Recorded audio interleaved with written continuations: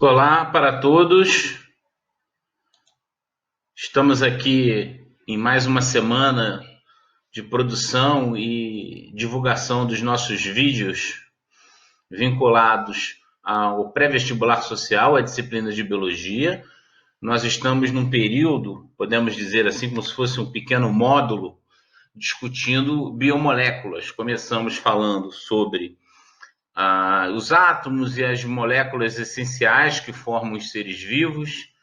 No último vídeo falamos sobre proteínas e hoje vamos falar sobre enzimas, né? Em geral, a gente costuma dizer que todas as enzimas são proteínas, mas nem todas as proteínas são enzimas, evidentemente, né? Hormônios, anticorpos são proteínas, mas não são enzimas. Queratina. Então, existem um grupo muito grande de biomoléculas que são classificadas como proteínas, são formadas por aminoácidos, mas um grupo especial de proteínas são as chamadas enzimas, que estão presentes as informações sobre esse conteúdo no nosso capítulo 14 do módulo 1.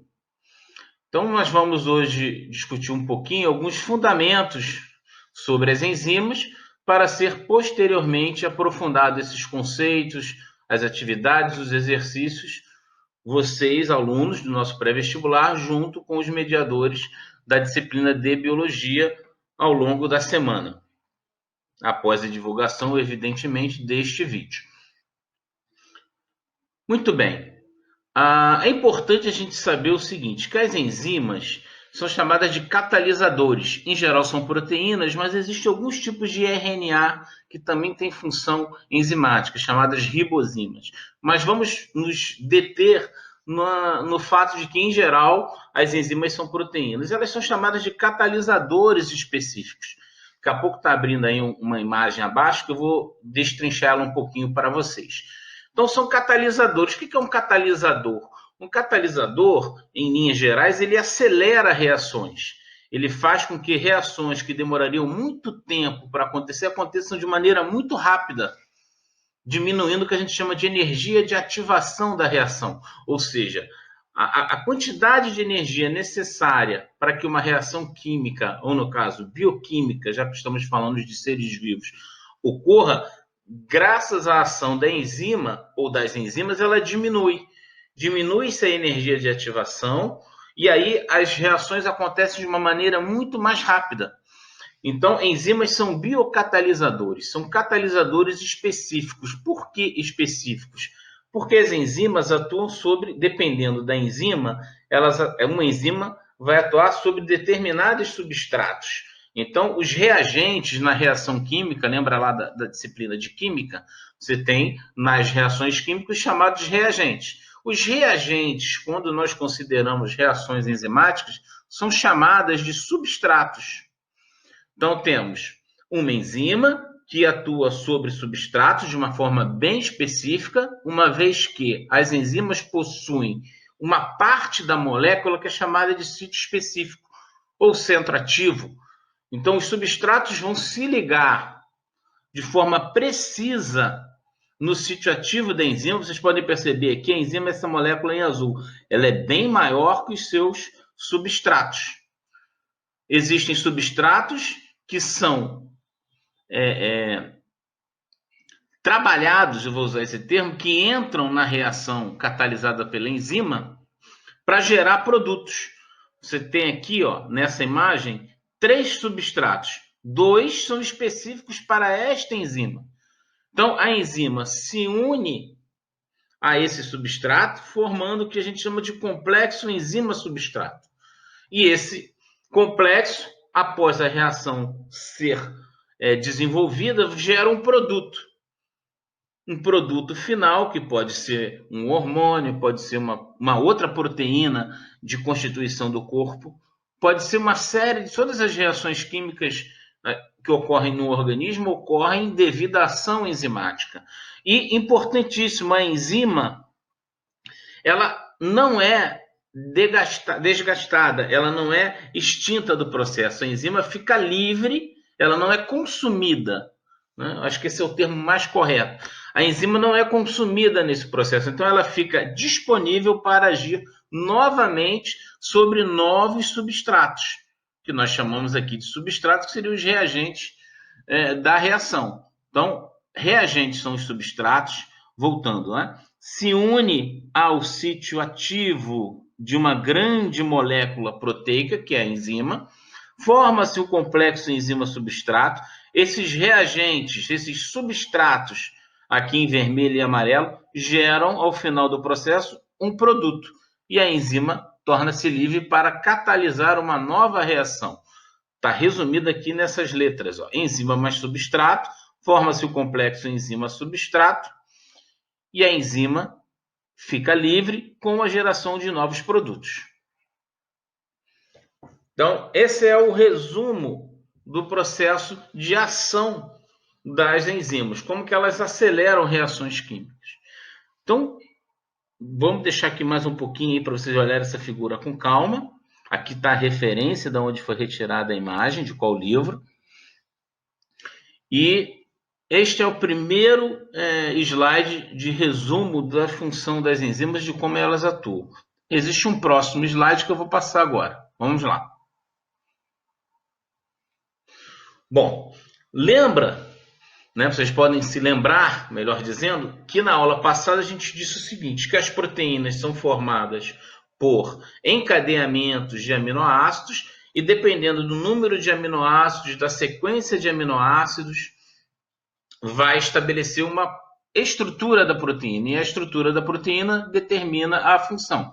Então, a enzima é a mesma lógica. A estrutura molecular da enzima vai determinar a sua função. Isso tem a ver com o número de aminoácidos, com a sequência de aminoácidos que formam a proteína.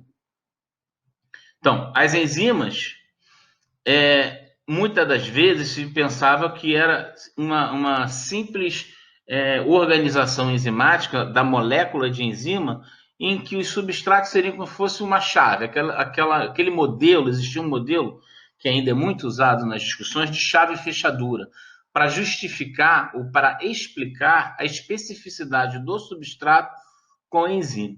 Mas é importante vocês saberem que muitas das vezes, quando acontece o encontro do substrato com as enzimas, ela pode fazer determinadas mudanças, dobramentos na molécula de enzima para fazer um ajuste melhor do substrato na própria enzima, no sítio ativo, no centro ativo da enzima. Isso é chamado de ajuste induzido. Então, modelos de chave e fechadura, modelos de ajuste induzido, vocês podem discutir isso com profundidade junto com os seus mediadores. E outra coisa importante é que algumas enzimas necessitam de moléculas que não são proteínas para funcionar, né? São chamados de cofatores enzimáticos. Muitas enzimas funcionam apenas se houver um cofator. Podem ser íons, como os íons ferro e zinco, determinados tipos de vitaminas ou outras moléculas, como a adesina trifosfato, são chamadas de coenzimas, e os grupos proteicos, como o M, grupo M. Então, muitas das vezes, algumas enzimas só se tornam funcionais com a presença de uma outra molécula que não é necessariamente uma proteína. Outra coisa importantíssima, que cai muito em provas, é a gente saber que fatores interferem na atividade da enzima. Quando nós falamos na aula passada, no vídeo passado, sobre pH, sobre desnaturação de proteínas, isso tem uma relação, né, essas informações têm uma relação muito grande com esse quadradinho aqui em azul. Então, concentração de substratos, se você aumenta, tem muitos exercícios, né, que vocês podem trabalhar com os seus mediadores, existem atividades também que eu vou reforçar depois no capítulo para vocês olharem, é que se você aumenta a concentração de substrato, muitas das vezes você aumenta a velocidade de reação. Então, se você aumenta a concentração de substratos, se você diminui a concentração de substratos, o que acontece com as reações promovidas por essas enzimas, né, ou pelas enzimas? Se você concentra mais substrato, bota mais substrato para reagir com a enzima, a velocidade, já que você vai ter todas as moléculas de enzimas com substratos, a velocidade de produção, né, de geração dos produtos vai acelerar. É evidente, se você aumentar muito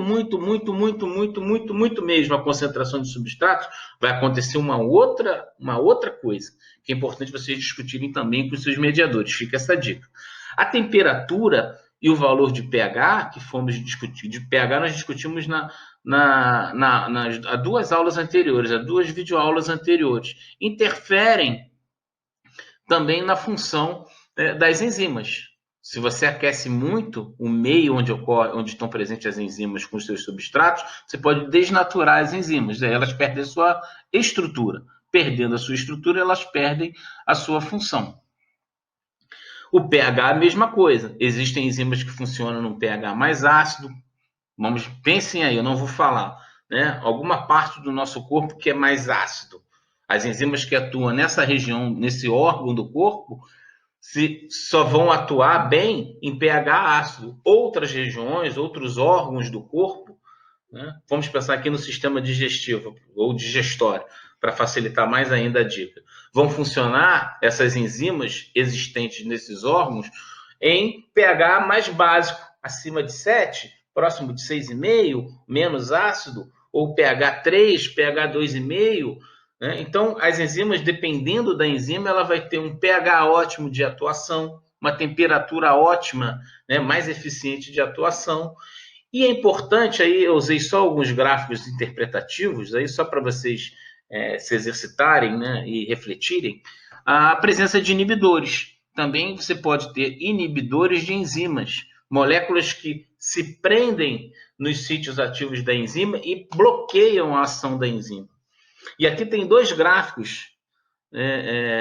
Piavuçu e Curimbatá são espécies de peixe. Tá? Esses gráficos são, inclusive, do meu trabalho de tese de doutoramento. Eu usei aqui para ilustrar essa questão da presença de inibidores. Vocês vão encontrar curvas e gráficos discutindo a função, a ação das enzimas de acordo com temperatura ideal, com pH ideal, com concentração de substrato à medida que aumenta e tudo mais. Aqui eu estou discutindo o quê? A presença de um inibidor, que inibe uma enzima chamada colinesterase. Né? O inibidor é esse nomezinho aqui, isoompa, não se preocupem, né? É só para vocês saberem. Então a gente vai aumentando a concentração de inibidor, isoompa, neste eixo aqui, vou chamar de eixo X, para ficar mais fácil. E aqui a concentração, a porcentagem, melhor dizendo, da atividade da enzima. O que está acontecendo aqui? Ó? Esses pontinhos aqui são substratos, diferentes substratos que são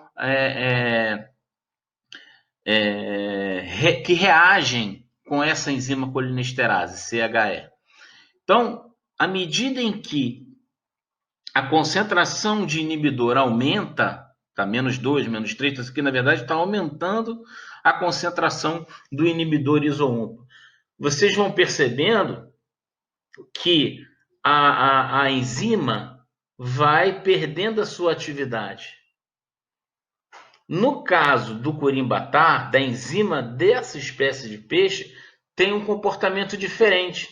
Vocês conseguem perceber que a enzima desse bicho, desse peixe, não sofre muita alteração do inibidor. Então, você vai ter enzimas de algumas espécies que vão responder de uma maneira a um determinado inibidor e outras espécies de animais e de vertebrados, né? Vamos parar aqui nos vertebrados, vão ter um outro comportamento à medida em que você diferencia, altera a concentração de substrato. É fácil a gente entender a diferença de curvas, ó, das duas curvas dos gráficos apresentados. Aqui quase não altera, ó, 100% de atividade da enzima, não passa de 80%, né, a inibição. Né? Não passa de 20%, de 100 para 80%. Aqui não, ó, 100% da espécie controle, né, aquela que não sofre. O que é um controle? Neste caso aqui, é uma enzima que não foi... não atuou sobre o impacto do inibidor. Na medida em que você aumenta a concentração dos inibidores, a enzima vai ficando inibida até ela não conseguir mais ter a sua função. Então, recordando, concentração de substratos, temperatura, pH e presença de inibidores, que eu usei aqui esse exemplo das duas espécies de peixe, para um tipo de enzima, são fatores importantes para a atuação da enzima. Em geral, nas provas de vestibular, vocês vão ver muitas questões vinculadas à ação de temperatura e pH. E também um pouco de concentração de substratos. De inibidores, não muito. Mas eu achei interessante trazer esta aqui para a aula, né, para esta pequena videoaula, para vocês entenderem um pouco a interpretação de gráfico. E depois vocês vão poder discutir com os seus mediadores como a temperatura, como o pH e a concentração de substratos alteram as funções enzimáticas.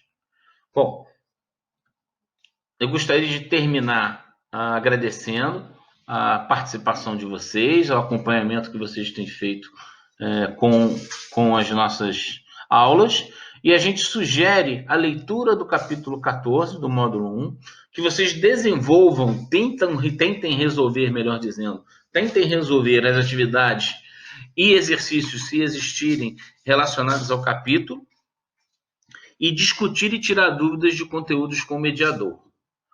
Então, essas são as sugestões, né? Procurem exercícios de vestibulares anteriores, discutam com o seu mediador, procurem na internet, né? Sejam proativos na busca de resolução de exercícios, de questões vinculadas a como fatores interferem na ação de enzimas, o que são enzimas.